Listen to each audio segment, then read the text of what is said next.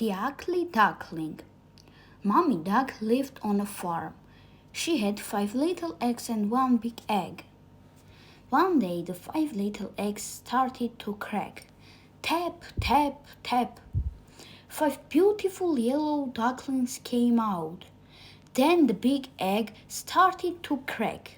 Bang, bang, bang, a big ugly duckling came out. Nobody wanted to play with him. Go away, said his brothers and sisters. You are ugly. So he went to find new friends. Go away, said the pig. Go away, said the sheep.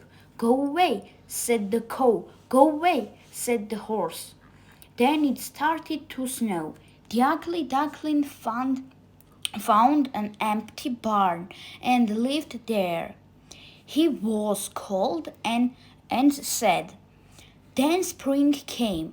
The ugly duckling left the barn and went back to the pond. He put his beak into the water.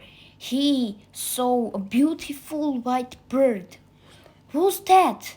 It's you, said another beautiful white bird. Me? You are beautiful swan, like me. Do you want to be my friend? Yes, of course. And they flew away.